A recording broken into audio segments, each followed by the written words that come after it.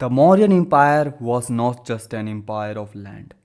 It is an empire of idea, discipline and dharma. ऐसा कहा जाने वाला आखिर मौर्य एम्पायर इतना बड़ा एक राज्य, आखिर उसका उदय और उसका फॉल कैसे हुआ। आज की इस वीडियो में हम लोग समझने की कोशिश करेंगे कि आखिर मौर्य एम्पायर क्या था, उसके फाउंडर कौन थे, क्यों ये पूरा फॉल हुआ, इसका मतलब पूरा बैकग्राउंड हम लोग आज के इस लेक्चर में समझने की कोशिश करेंगे। तो अगर थोड़ा सा मैं ओवरव्यू दे दूँ तो ये कंप्लीट एरिया जो आपको दिख रहा है ना, ये कंप्लीट एरिया ये था मौर्य एम्पायर का सबसे पीक पे जो राजा थे अशोक के टाइम का, वो ये था। यानी कि समझ सकते हो कि यहाँ पे बांग्लादेश से लेके आज के पाकिस्तान तक और ऊपर में कश्मीर से लेके यहाँ हैदराबाद तक ये पूरे एरिया को कैप्चर किए हुए थे एक एम्पायर जिसका नाम था मौर्य एम्पायर। तो आखिर ये पूरा एरिया आखिर खत्म कैसे हुआ, इसका डिक्लाइन कैसे हुआ, हम लोग आज के इस लेक्चर में समझने की बहुत अच्छे से डिटेलिंग में कोशिश करेंगे।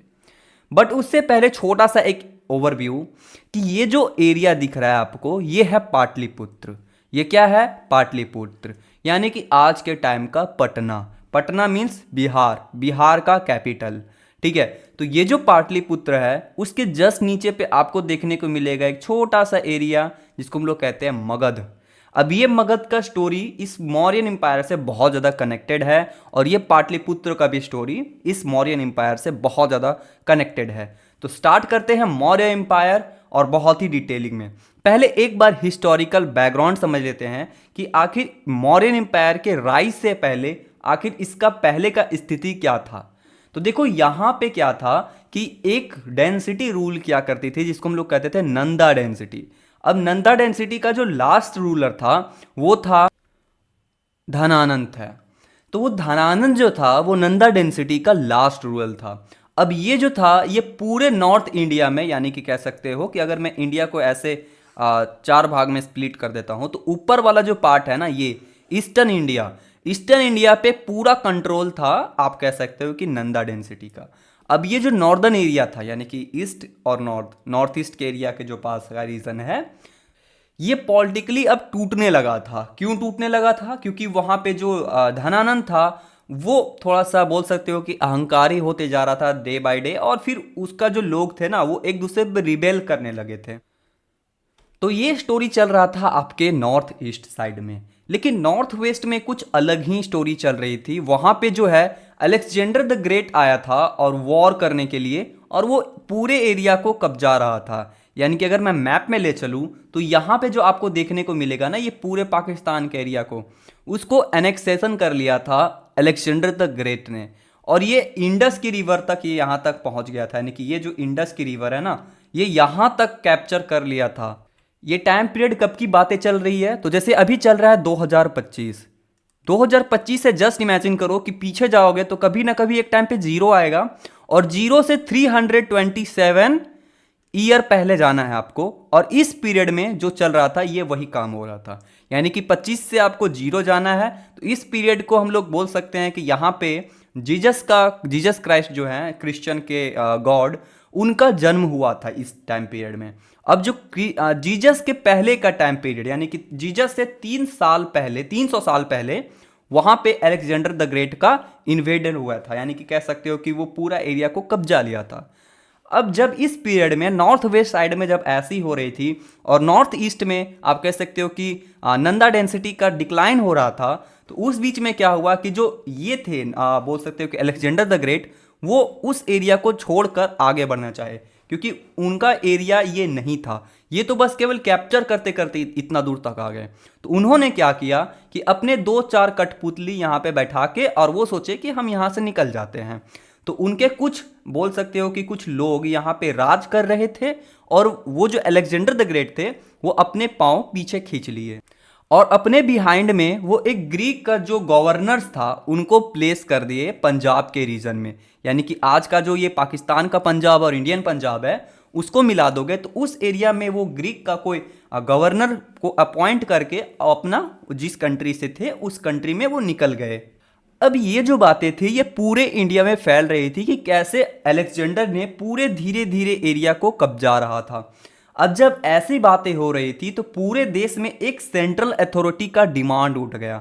मतलब कि हमें एक सेंट्रली होना है, एक टाइप से एक रह के रहना है, और जितने भी फॉरेन इन्वेजन होंगे ना उनसे अपने आप को बचाना है। इन जो लुटेरे आएंगे उसको कैसे बचाना है, इसके लिए एक स्ट्रॉन्ग सेंट्रल अथॉरिटी की ज़रूरत थी, सबको महसूस होने लग गई थी उस टाइम पीरियड में। ऐसा क्यों? क्योंकि देखिए, बात समझिए कि अलेक्जेंडर द ग्रेट अब धीरे धीरे अपना पांव पसार रहा था। अब लोग तो नहीं चाहेंगे ना कि कोई बाहर का लोग आके उन पे शासन करे। इसीलिए लोग क्या कर रहे थे, एक बहुत बड़े एरिया के लिए एक सेंट्रल अथॉरिटी बनाने की कोशिश कर रहे थे। किस टाइम पीरियड में? लगभग 327 टू 325 बीसीई का बात है ये। तब अपनी दावेदारी को प्रूफ करने के लिए आते हैं एक लीडर, या फिर कह सकते हो किंग, एक बोल सकते हो कि चंद्रगुप्त मौर्य। अब ये चंद्रगुप्त मौर्य थे, अब इनके पास एक बहुत बेटर अपॉर्चुनिटी थी कि पूरे एरिया को कैप्चर करके अलेक्जेंडर को भी भगा देते हैं, और जो फिलहाल जो उनके एरिया में जो नंदा डेंसिटी चल रही थी, जो कि धीरे धीरे अब करप्ट होते जा रही थी, उनको भी उखाड़ फेंकने का टाइम आ चुका था। ये कब की बातें चल रही थी? ये बातें हैं 321 बीसीई की, ठीक है। अब देखो, चंद्रगुप्त मौर्य जो थे ना, वो उनके पास एक सपोर्ट था, वो बहुत ही विद्वान सपोर्ट थे, और वो थे चाणक्य, जिसको हम लोग कौटिल्य भी कहते हैं। अब ये जो थे, वो जो लास्ट किंग थे ना नंदा डेंसिटी के, जिसका नाम था धनानंद, धनानंद को उखाड़ फेंकते हैं अपने उस एरिया से, मगध के एरिया से, और वहां पे एक नया डेंसिटी क्रिएट कर देते हैं जिसका नाम है मौर्यन डेंसिटी। अब देखो, उस टाइम पीरियड में तो सबको लगा कि नहीं, ये तो छोटा सा डेंसिटी है, लेकिन बाद में जाके पता चलता है कि ये सिर्फ एक नॉर्मल डेंसिटी नहीं है, ये कोई छोटा सा डायनेस्टी नहीं है। आई एम सॉरी अगर मैं डायनेस्टी बोल रहा हूँ तो डायनेस्टी, ठीक है। तो ये छोटा सा डायनेस्टी नहीं है, ये बहुत बड़ा एम्पायर बनेगा फ्यूचर पे जाके। तो ऐसा कुछ स्टोरी रहा उस टाइम पीरियड में। अब देखो, बहुत सारे हिस्टोरियन का ऐसा कहना है कि जो ये चंद्रगुप्त मौर्य थे, बहुत ही हम्बल बैकग्राउंड से थे, बहुत ही नॉर्मल फैमिली से थे। अब कुछ का कहना है कि ये शूद्र थे, तो कुछ का कहना है कि नहीं, ये क्षत्रिय थे। तो अब देखो, ये हिस्टोरियन पे डिपेंडेंट है। अब समझना बातों को। अब चाणक्य की जो स्ट्रैटेजी थी, चाणक्य का जो पावर था, उसके हेल्प से चंद्रगुप्त मौर्य ने एक बहुत ही ब्रिलियंस स्ट्रैटेजी अपनाया और पूरे एरिया में कैप्चर कर लिए। यानी कि कह सकते हो कि जो नंदा डेंसिटी का जो धनानंद थे, उनको उखाड़ फेंका और उस एरिया पे रूल करने लग गए।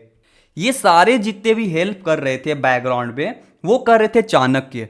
अब देखो, चाणक्य कौन थे? चाणक्य एक ब्राह्मण स्कॉलर थे, यानी कि कह सकते हो कि पंडित थे, बहुत ही विद्वान पंडित थे। वो उन्होंने एक बुक लिखा था जिसका नाम है अर्थशास्त्र। अब अर्थशास्त्र में वो बहुत ही ज़्यादा कुछ मेंशन करते हैं कि एक रूलर को अपना एरिया को कैसे मेंटेन करनी होती है। इसी अर्थशास्त्र में ऐसा भी लिखा गया है कि आखिर एक रूलर को किसी दूसरे रूलर को कैसे हराया जाता है। मतलब कह सकते हो आज के टाइम का पॉलिटिक्स बुक लिखा हुआ था उस पर, ठीक है। ये एक इंस्ट्रूमेंट प्लानिंग था कि आखिर किसी को एडमिनिस्ट्रेशन एंड मिलिट्री फ्रेमवर्क कैसे बैठाना चाहिए ताकि वो एक लंबे टाइम पीरियड के लिए किसी एरिया को रूल कर सके, ठीक है। तो ये बातें हुई वो उस टाइम पीरियड में चंद्रगुप्त मौर्य का इस्टेब्लिशमेंट का।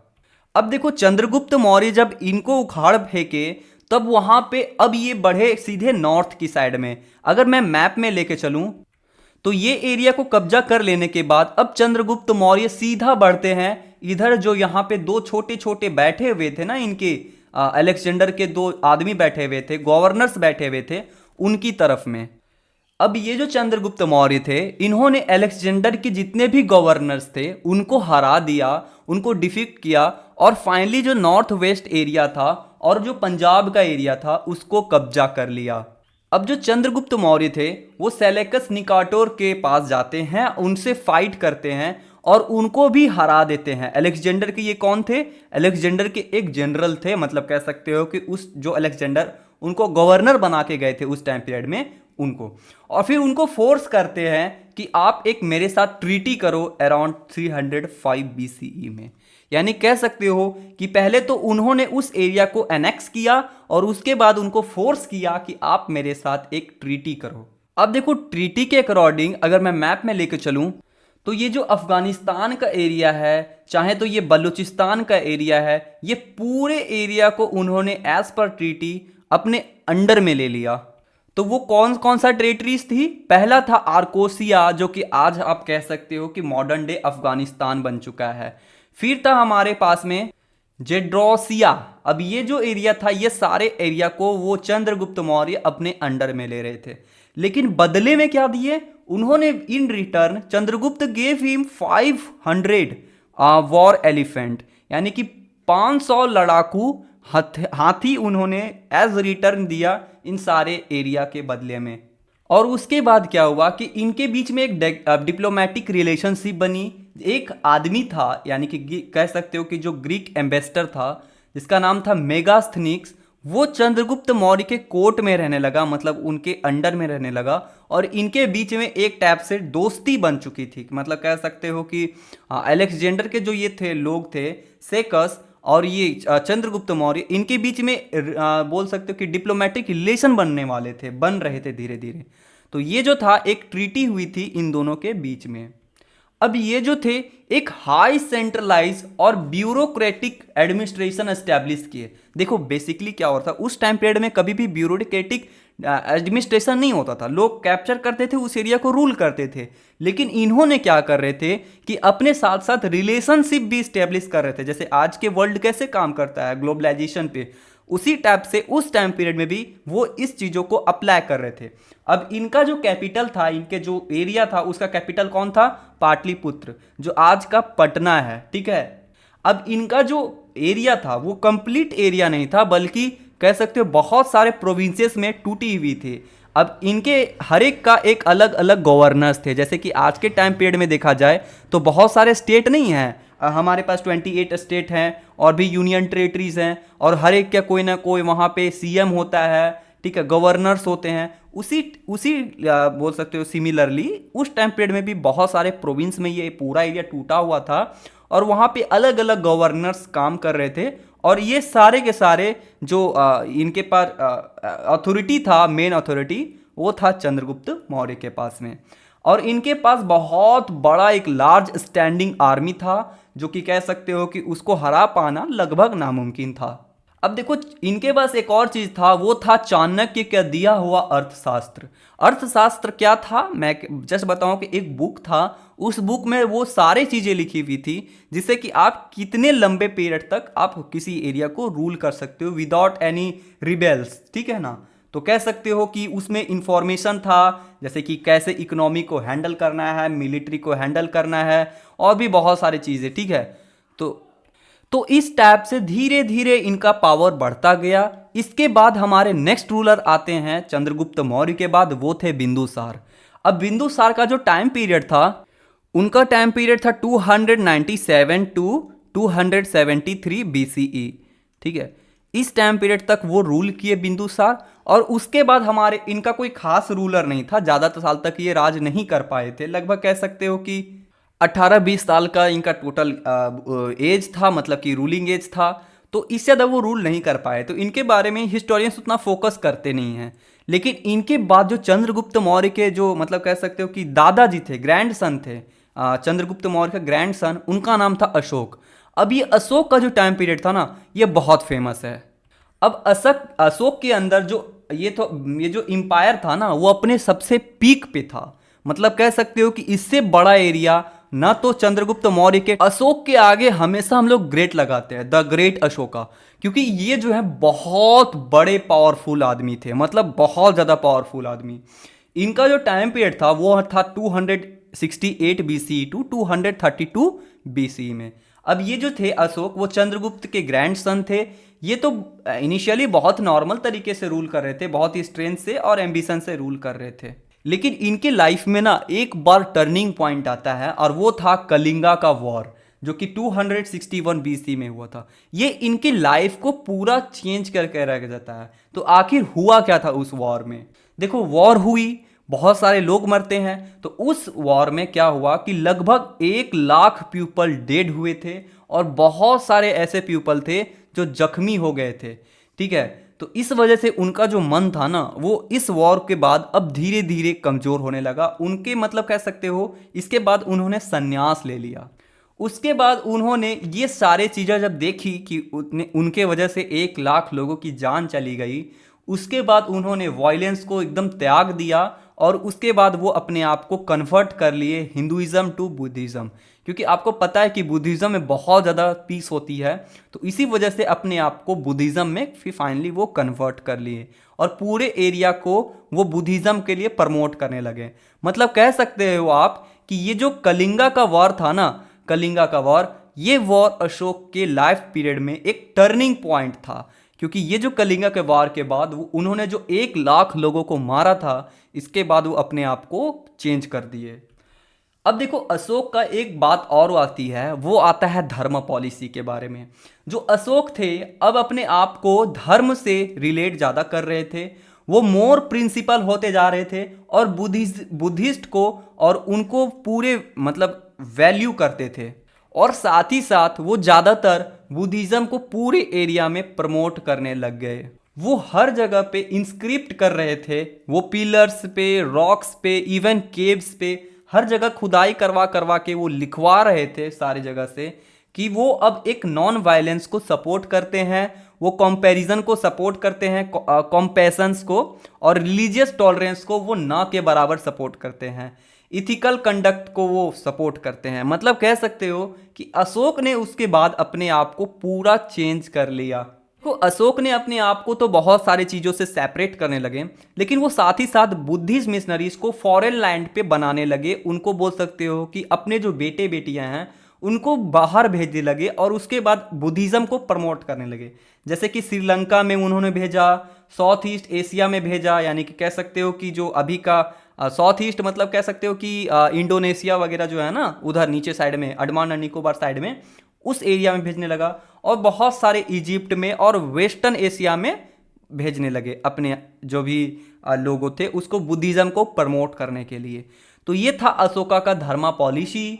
अगर अशोक का एडमिनिस्ट्रेशन की बात की जाए तो वो जो चंद्रगुप्त का सेंट्रलाइज एडमिनिस्ट्रेशन था उसको वो मेंटेन किए, फर्दर वो मेंटेन किए, और अपने आप को ना कह सकते हो कि वो इंट्रोड्यूस किए धाम महामंत्र को, ठीक है, और भी बहुत सारे ऑफिशियल्स को अपॉइंट किए उस एरिया में ताकि वो इंश्योर कर सके कि एक वॉलफेयर हो रही है पीपल के बीच में, लोग डेवलप कर रहे हैं। इसके वजह से वो बहुत सारे इंफ्रास्ट्रक्चर भी प्रमोट किए, जैसे कि रोड्स बनाए, रेस्ट हाउस बनाए, मेडिकल फैसिलिटीज़ बनाए, यहाँ तक कि एनिमल्स के लिए भी बनाए।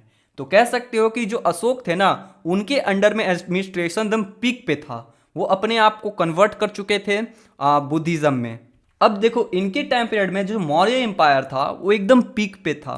आप कह सकते हो कि जो अफगानिस्तान है या तो बलूचिस्तान है, मतलब बलूचिस्तान, अफगानिस्तान, ये नॉर्थ वेस्ट में, और यहाँ तक कि सोचो ये अगर मैप में लेके चलूँ, आप कह सकते हो कि प्रेजेंट जो यहाँ पे आपका अफगानिस्तान है, बलूचिस्तान है, इनका जो एरिया था ना एकदम पीक पे था। इधर से लेके पूरा ये कंट्रोल कर रहे थे, एडमिनिस्ट्रेशन कर रहे थे इस पूरे एरिया को। यानी कि वो अफगानिस्तान से बलूचिस्तान, या तो कह सकते हो कि Bengal in east and from Himalaya as far as south in Karnataka and Andhra Pradesh. यानी कि कह सकते हो कि अफगानिस्तान से ऊपर में जाओगे तो हिमालय, हिमालय से नीचे जाओगे तो आंध्र प्रदेश, कर्नाटका, और अगर ईस्ट में जाओगे तो बंगाल, झारखंड और यूपी, बिहार, ठीक है। इस पूरे एरिया को कैप्चर किए हुए थे और इतने पीक पे थे कि उनके पीक तक यहाँ तक कोई भी राज नहीं करता था। अब ये इतना बड़ा एम्पायर था, इतना बड़ा एम्पायर था कि इसके बाद जो दूसरा सबसे बड़ा एम्पायर आया ना वो आया था मुगल के टाइम पीरियड में। मुगल एम्पायर जब आई थी तब आया था। मतलब मुगल एम्पायर के आने से पहले इंडियन सब कॉन्टिनेंट पे इतना बड़ा एम्पायर अभी तक नहीं था। इसलिए कहा जाता है कि ये जो मौर्यन एम्पायर था ना वो सिर्फ एक नॉर्मल एम्पायर नहीं था, एक डिसिप्लिन एम्पायर था, जो मैंने फर्स्ट में आपको कोटेशन बताई थी। मगर देखो हर एक का एक डिक्लाइन होता है, जो जन्म लिया है उसका मृत्यु होगा और जो मरा है वो फिर से जन्म लेगा। लेकिन देखो बात समझो, आखिर इनका डिक्लाइन होता है और वो बहुत सारे फैक्टर्स रहते हैं इनके एम्पायर के डिक्लाइन का। उसमें से सबसे जो पहला फैक्टर था वो था वीक सक्सेसर। इनके बाद में यानी कि अशोक के बाद में कोई ऐसा सक्सेसर नहीं आ पाया। सक्सेसर मीन्स नेक्स्ट रूलर, ठीक है। तो इनके बाद जो है नेक्स्ट रूलर कोई नहीं आ पाया और वो बहुत ज़्यादा धीरे धीरे वीक होने लगा। अब देखो अशोक की डेथ होती है 232 BCE में। उसके बाद ये जो उनका जो एम्पायर था वो धीरे धीरे कमज़ोर होने लगा और फाइनली वो डिक्लाइन की स्थिति पे आ चुकी थी। उनके जो सक्सेसर थे वो उनका इतना स्ट्रेंथ नहीं था कि इतने बड़े एरिया पे वो कंट्रोल कर सके। अब जो पावर सेंट्रलाइज थी यानी कि सारे लोग एक एक लोगों को सपोर्ट कर रहे थे, एक के पास अकाउंटेबिलिटी थी। अब सारे लोग बोलने लगे, रिबेल कर दिए कि नहीं हम आपको नहीं जानते, अब हम अपने आप को ऑटोनोमस बनाते हैं। तो जितने भी लोकल गवर्नर्स थे या फिर प्रिंसली प्रोविंस रूलर थे वो अपने आप को ऑटोनॉमी की ओर बढ़ाने लगे। देखो बात समझो, यहाँ पे होता क्या है, जब कोई एक मेन रूलर या फिर सेंट्रलाइज रूलर वीक पड़ता है ना तो सारे जितने भी प्रोविंशियल गवर्नर्स होते हैं या लोकल गवर्नर्स होते हैं वो अपने आप को ऑटोनॉमी प्रूफ कर देते हैं, बोलते हैं कि मेरे ऊपर कोई और नेक्स्ट अथॉरिटी नहीं है, ठीक है। वही हुआ अशोक के बाद में। After the death of Ashok सारे लोग अपने आप को ऑटोनोमस मान लिए, वो किसी को फॉलो नहीं कर रहे थे। दूसरा कारण था इकोनॉमिक का भी कारण था। जैसे कि आपको पता है अशोक अपने आप को मिलिट्रीली बहुत ज़्यादा हेवी कर रहे थे, अपने आप को बहुत स्ट्रॉन्ग कर रहे थे। तो इसकी वजह से क्या हुआ था, उनके जितने भी खजाने में पैसे थे वो सब धीरे धीरे खत्म हो रहा था, ठीक है। दूसरी बात था कि वो जो एनिमल के सैक्रिफिकेशन है यानी कि बलि देने का जो प्रथा था उसको वो खत्म कर दिए थे। अब ये जो रूल्स है ये जो है सो ब्राह्मणिकल रूल्स के रिचुअल्स के अगेंस्ट है, ठीक है। तो इसी वजह से क्या है कि जितने भी प्रीस्ट क्लास थे यानी कि जो अपर क्लास थे, ब्राह्मीण क्लास थे, वे लोग भी इनके अगेंस्ट हो गए और फाइनली इनका जो एरिया था वो धीरे धीरे अब टूटने लगा था। अब देखो अशोक की जब डेथ हुई तो उनका जो ट्रेड था ना वो बहुत ज़्यादा गिर गया और इनकी जो एडमिनिस्ट्रेशन थी वो धीरे धीरे कंट्रोल लॉस्ट होती गई और फाइनली उनका जो इकोनॉमी था वो धीरे धीरे अब ख़त्म हो चुका था। तो ये जो स्टोरी थी वो था कुछ ऐसा। तो ये बात तो ठीक थी। अब देखो बात समझो, ये तो फैक्टर ठीक था इकोनॉमिक तक, लेकिन एक और फैक्टर था वो था एडमिनिस्ट्रेटिव ओवर स्ट्रेच्ड। मतलब कह सकते हो कि बहुत बड़ा वास्ट टेरिटरी में एक सिंगल सेंटर उतना बड़ा एप्लीकेबल नहीं होता। यानी कह सकते हो कि पटना में बैठे बैठे आप अफगानिस्तान को कंट्रोल नहीं कर सकते हो। तो यही बात हुई और यही डिफिकल्टीज जो है फाइनली एक मतलब कह सकते हो कि ये जो चिंता थी वो अब एक बोल सकते हो कि प्रॉब्लम में क्रिएट होना स्टार्ट हो गई। उनके बीच में जो कम्युनिकेशन और कोऑर्डिनेशन था ना वो धीरे धीरे वीकेन होने लगा और जो एम्पायर था वो धीरे धीरे इनएफिशिएंट होने लगा, टूटने लगा, बिखरने लगा। अब दूसरी बात है कि जो रिलीजियस एंड सोशल चेंजेस हो रही थी ना वो भी बहुत बड़ा फैक्टर था कि अशोक का जितना बड़ा एरिया था वो धीरे धीरे टूटने लगा था। देखो बात समझो, इंडियन सब कॉन्टिनेंट पे ज़्यादातर हिंदूस रूल करते थे, हिंदूस रहते थे। अब तुम अचानक से अपना बुद्धिज्म का रूल लाओगे तो नो डाउट वो भी ब्रेक होगी। तो अशोक क्या कर रहे थे, अशोक बहुत ज़्यादा प्रमोट कर रहे थे बुद्धिज्म को। अब इसके वजह से क्या हुआ कि जितने भी पॉलिटिकल इन्फ्लुएंसर थे ब्राह्मीन्स में वो अपने आप को इनसे सेपरेट करने के बारे में सोच रहे थे।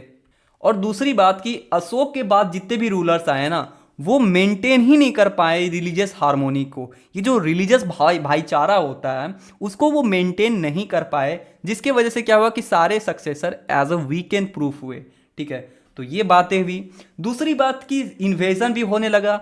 जब आपको पता है कि ये जो चंद्रगुप्त थे वो पूरे एरिया को एनेक्स कर लिए थे, लेकिन जब धीरे धीरे चंद्रगुप्त खत्म हुए, बिंदुसार आए, बिंदुसार जब खत्म हुए तो अशोक आए, और जब अशोक का टाइम पीरियड खत्म हुआ तो बहुत सारे फॉरेन इन्वेजन वो स्टार्ट हो गए। तो जितने भी इंडो ग्रीक लोग थे ना जो अब फिलहाल इंडिया में बस चुके थे वो जो है नॉर्थ वेस्ट साइड से इंडिया को एक टाइप से रिपेल करने लगे और वो इन्वेजन करने लगे। And other central Asian tribes वो सारे मिलके एक टाइप से एनेक्सेशन करने लगे। और जितने भी बॉर्डर पे कंट्रीज रह रहे थे या फिर बॉर्डर पे जितने गवर्नेंस रहे थे वो अपने आप को डिक्लेयर ही कर दिए कि हम अब आज़ाद हो चुके हैं। तो ये जो था ये पहला दूसरा कारण था। छठा कारण था वो था फॉल ऑफ मौर्य एम्पायर, यानी कि मौर्य एम्पायर का ही बिखरना। अब देखो जो लास्ट मौर्यन एम्पायर थे वो थे बृहदत्त। अब जो बृहदत्त थे वो अपने ही जनरल, उनके जो जनरल थे उन्होंने ही उनको मार दिया और वहां पे एक नया डेंसिटी बनाया जिसका नाम था सुंगा डेंसिटी। अब देखो जो जिन्होंने ऐसा बगावत किया उनका नाम था पुष्पमित्र शुंगा। अब इनके शुंगा के वजह से एक नया डेंसिटी बना जिसका नाम है Shunga density. I am really sorry अगर मैं कहीं पे डायनेस्टी डेंसिटी डेंसिटी बोला हूँगा तो सॉरी, यहाँ पे डायनेस्टी होगा, ठीक है। अब क्या होता है कि जब बार बार बोलते जाओगे तो अचानक मौत से निकल जाता है, ठीक है, इसको आप चेंज कर लेना। तो देखो हो क्या रहा था, तो इसी के वजह से फाइनली अब मौर्यन एम्पायर खत्म हो चुकी थी। And legacy of the Mauryas, यानी मौर्यस के क्या लेगेसी थे, उनके क्या लेगेसी थे उनके बारे में समझते हैं। तो पहला लेगेसी था पॉलिटिकल एंड एडमिनिस्ट्रेटिव यूनिट, यानी कि सारे लोगों को एक साथ मतलब सेंट्रलाइज करना। तो यानी कि इनके पास में एक सिंगल सेंट्रलाइज गवर्नमेंट सिस्टम थी जिसके वजह से वो पूरे एरिया को सेंट्रलाइज करती थी। तो ये समझ में आने लगा कि ये सेंट्रलाइज हमारे लिए कितना इंपॉर्टेंट है। तो इसके लिए एक फाउंडेशन मिला कि जब फ्यूचर पे गुप्ता एम्पायर आएंगे ना और जब मुगल एम्पायर आएंगे तो उनके लिए एक एम्पायर बनाना इतना टफ नहीं रहेगा, क्योंकि लोगों को अब आदत हो चुकी होगी एक सेंट्रलाइज के अंदर रहने की। इसीलिए गुप्ता एम्पायर और मुगल एम्पायर फाइनली जाके राज पे आते हैं और इतने बड़ा एरिया को वो कैप्चर कर पाते हैं। बेसिकली लोगों ने ये झेल चुके होंगे कि ये कैसे होता है, ठीक है, कैसे कंट्रोल होती है। दूसरी बात की इनकी नेक्स्ट लेगेसी थी वो था बुद्धिज्म को प्रमोट करना। जैसे अशोक जो थे बहुत ज़्यादा बुद्धिज्म को प्रमोट किए अक्रॉस एशिया, जैसे कि Sri Lanka, central Asia, south Asia, even China में जाके उन्होंने प्रमोट किया। दूसरी बात की बुद्धिस्ट आर्ट को वो बहुत ज़्यादा प्रमोट किए, ठीक है, लिटरेचर को प्रमोट किए, आर्किटेक्चर को प्रमोट किए, ठीक है, जैसे कि स्तूपा आपने सुना होगा, ठीक है, सांची और भी बहुत सारे चीज़ों को, जो कि अमरावती, ये बहुत सारे ऐसे लिटरेचर्स हैं, ऐसे बुद्धिस्ट आर्टिस्ट हैं जो कि जिन्होंने प्रमोट किया। तीसरी बात की पब्लिक वेलफेयर के बारे में भी इन्होंने बहुत ज़्यादा सोचा, जैसे कि हॉस्पिटल बनाना, रेस्ट हाउस बनाना, इरिगेशन प्रोजेक्ट बनाना ताकि दिक्कत ना हो फार्मिंग में, ठीक है, और भी इवन उन्होंने एनिमल वेलफेयर को भी बहुत ज़्यादा प्रमोट किया, ठीक है।